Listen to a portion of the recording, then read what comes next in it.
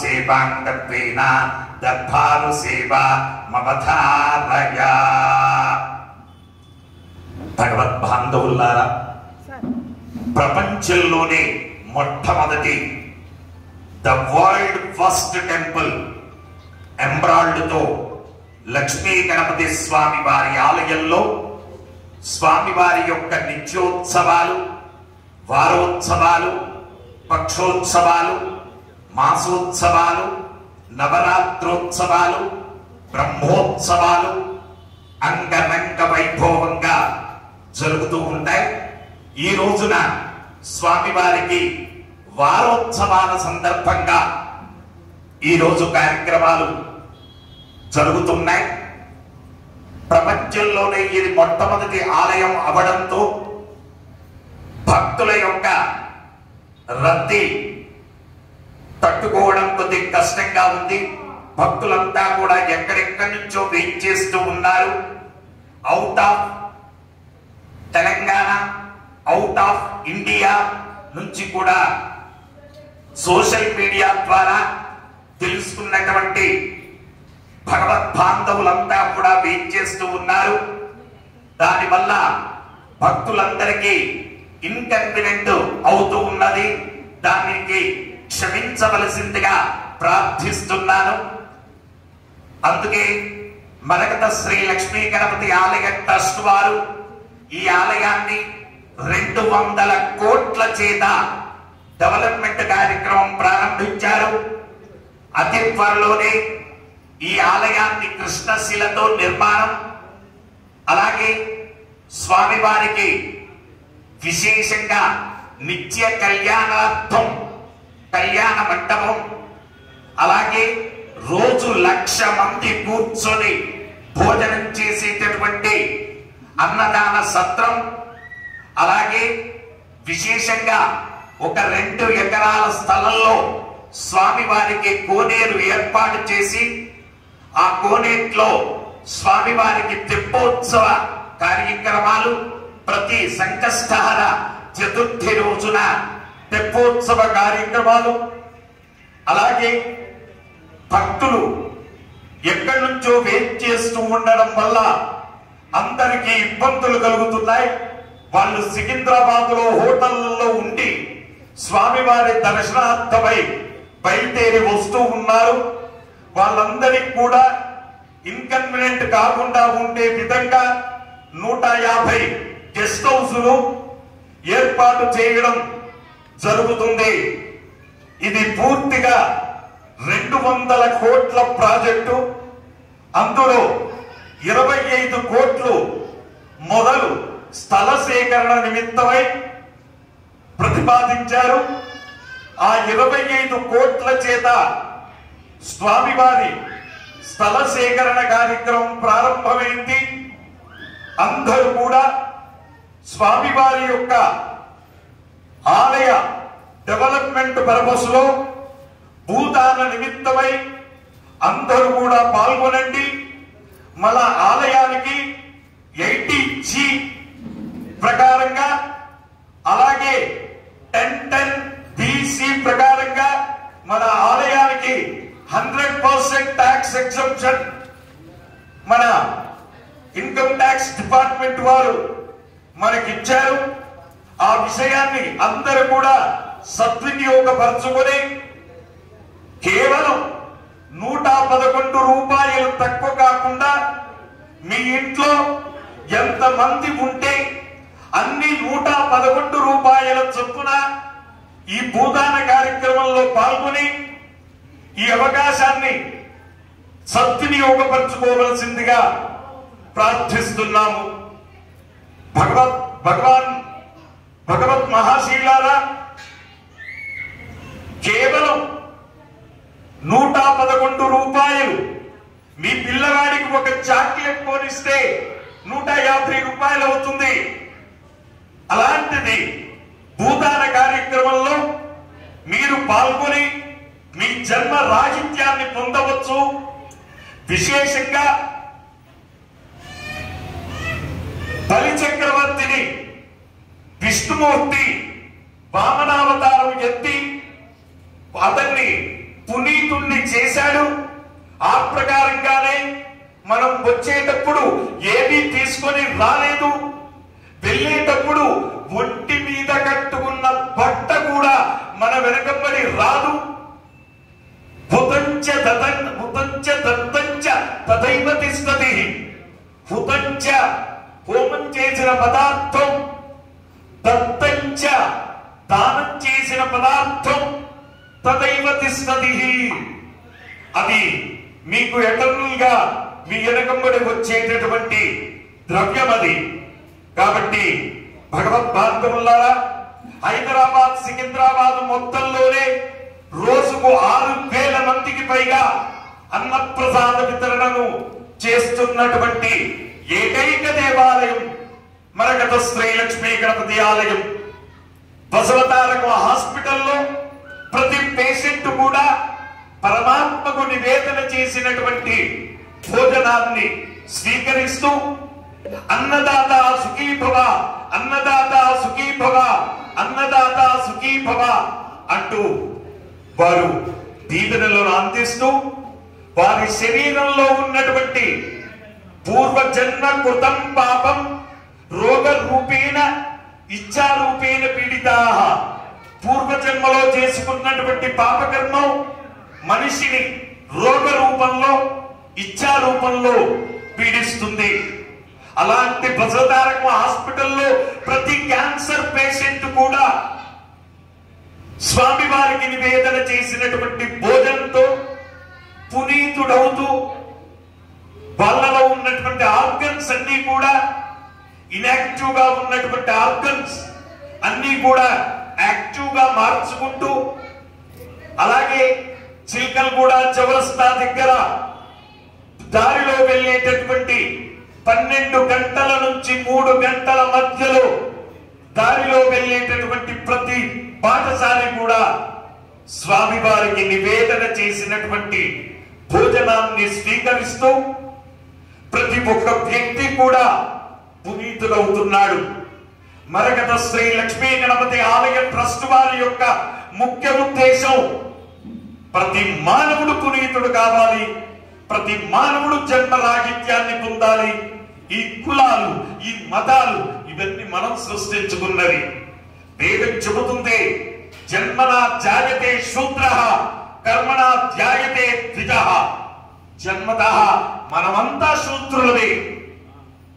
మనం పరమాత్మ యొక్క సేవలో పాల్గొని మానవ జన్మను సఫలీకృతం చేసుకోవాలి.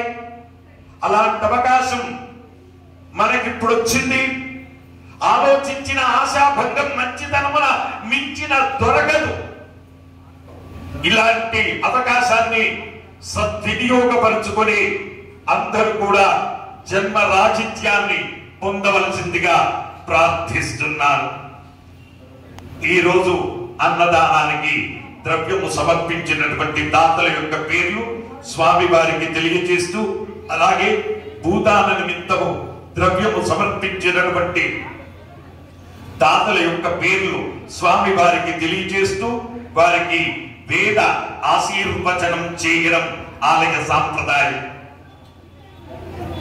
చెరుళ్ళ ఋషి గోత్రం భార్గవి గారు 501 రూపాయి స్వామి వారి అన్నప్రసాద నిమిత్తం సమర్పించారు.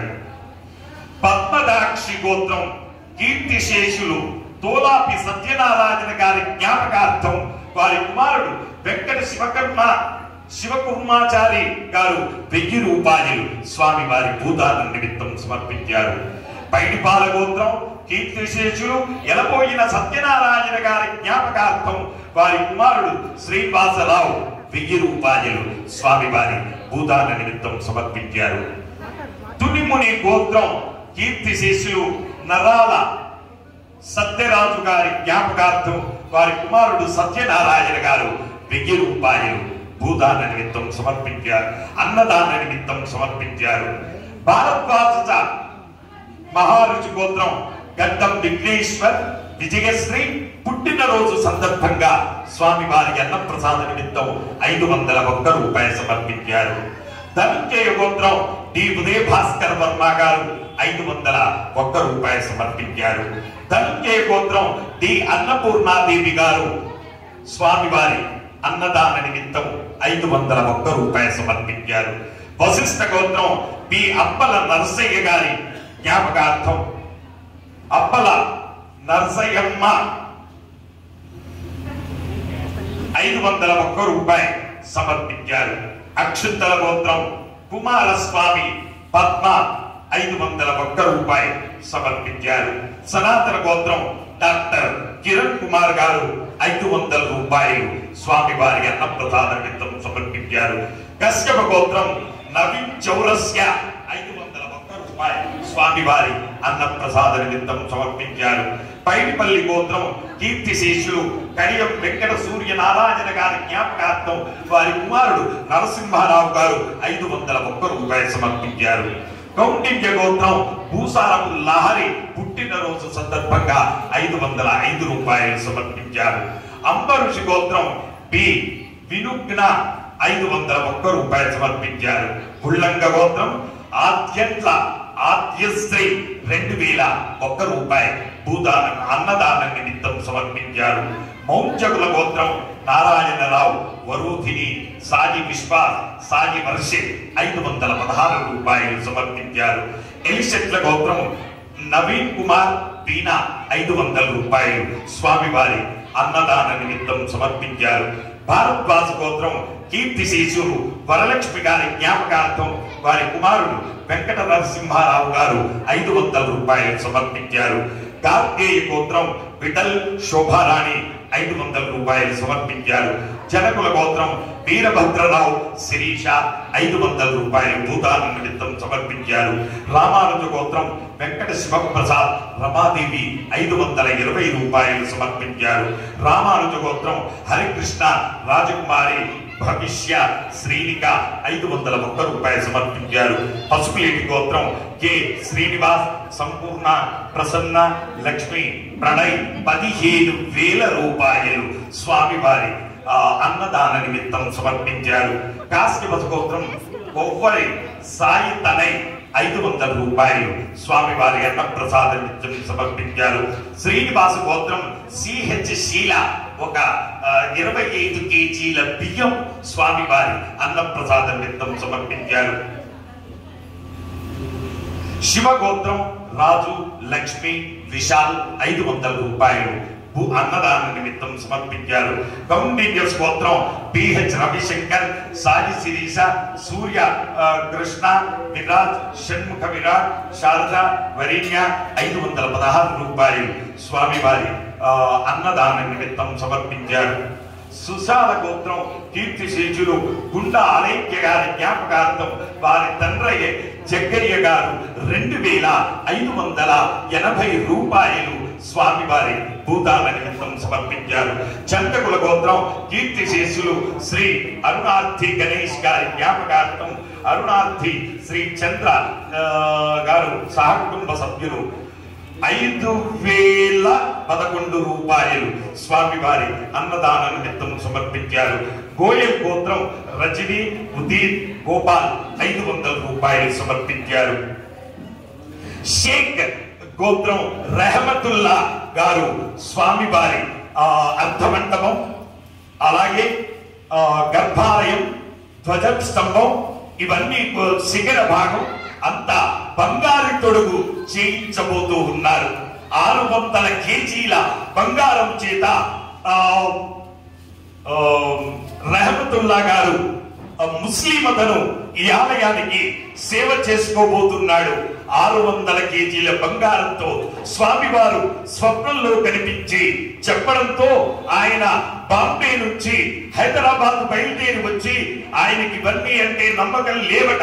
అలాంటి వ్యక్తి హైదరాబాద్ వచ్చి స్వామి స్వప్నంలో కనిపిస్తూ ఉంటే తను ఏంటో ప్రతిసారి మరకత గణపతి అని కనిపిస్తున్నాడు అని భార్యతో చెప్పితే ఆ భార్య సాఫ్ట్వేర్ ఇంజనీర్ ఆవిడ గూగుల్లో సెర్చ్ చేసి మరకత గణపతి హైదరాబాద్ లో ఉంది అనే విషయం తెలుసుకొని ఆ భార్యాభర్తలు ఇద్దరు ఇక్కడికి వచ్చి ఆ గణపతిని చూసి అతనికి స్వప్నంలో ఎలా కనిపించారో అదే ప్రకారంగా స్వామి ఇక్కడ ఉండేసరికి నన్ను అడిగారు, ఏమండి నన్ను ఏం చేయమంటారు అని అడిగితే, నాయన మీరు స్వామి వారి యొక్క 21 సంఖ్య 21 అభిషేకాలకు అటెండ్ కండయ్యా అని చెప్పాను.